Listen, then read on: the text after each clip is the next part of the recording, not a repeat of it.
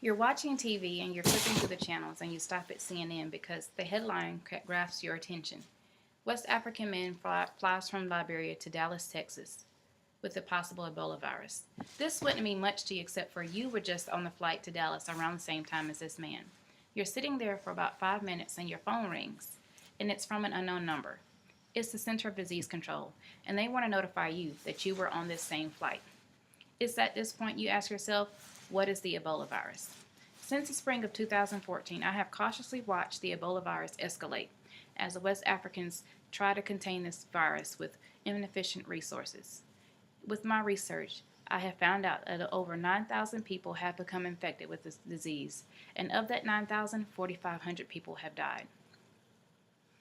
For just a few minutes, we will take a look at this deadly disease from West Africa that has shown recent emergence into the United States, looking at the causes, the symptoms, the myths, and treatments available to prevent a global outbreak.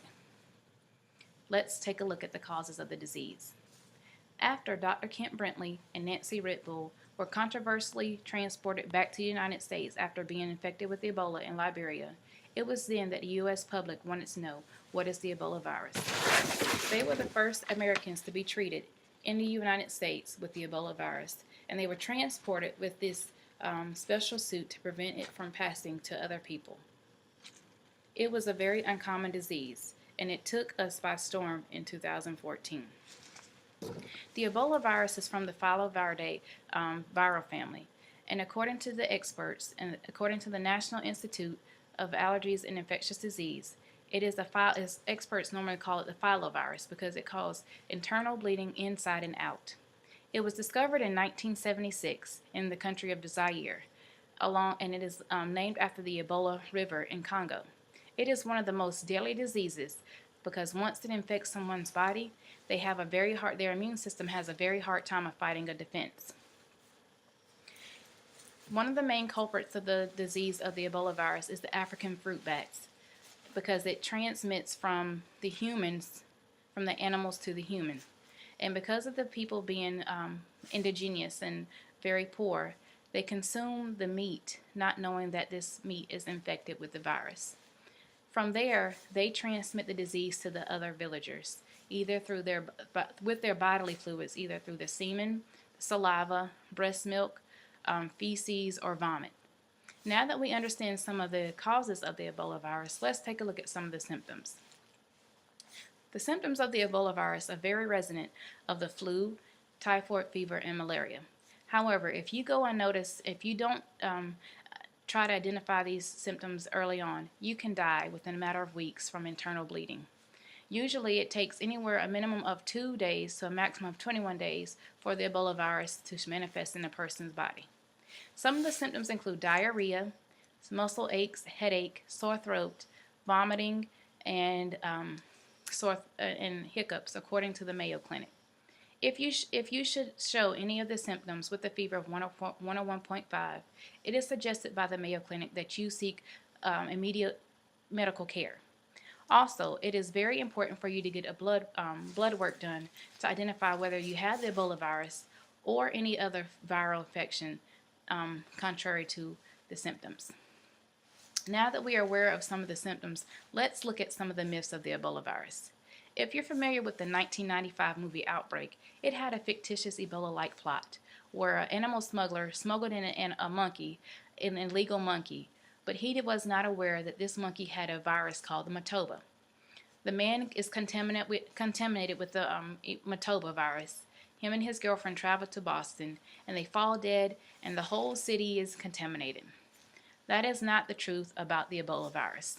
The Ebola virus is only transmitted through bodily contact if a person is contagious at the time. There is no cure for the Ebola virus, but there are several treatments available to treat it, and it must be made known by the Center of Disease Control that everybody's body will respond differently. Also, if a person catches the Ebola virus, they will die. That is just not simply true. If you do early detection and know the symptoms of the Ebola virus, there is a high probability that you will survive the Ebola virus. Now that we're aware of the myths, let's take a look at some of the treatments. The treatments of the Ebola virus, according to the World Health Organization, includes monitoring around the clock, making sure that their body is full of fluids, making sure the person's body blood pressure is monitored, also making sure that they have oxygen. With that, there is no set vaccine for the Ebola virus, and in some cases, you can use a blood transfusion from a previous infected person, or you can use experimental drugs that was used in the case of Nina Pham, Nancy Ritbull, Dr. Kent Brantley, and Amber Vinson. Also, some of the treatments include preventative care, such as gloves and a gown and a facial mask to prevent from you breathing in the virus. It is very important that you use these items to protect yourself from contamination. As you can see, it is very important to know the essentials of the Ebola virus to prevent an Ebola pandemic from occurring. Fortunately, we can become aware of the causes, the symptoms, and the myths and the treatments to accomplish this protection. In conclusion, now that we understand the essentials of the Ebola virus, we must apply and to prevent a global pandemic. And in the words of Dr. Clements, Ebola is the enemy. If we don't chase Ebola, it will kill us. You have to know Ebola to fight Ebola. Mobilize yourself.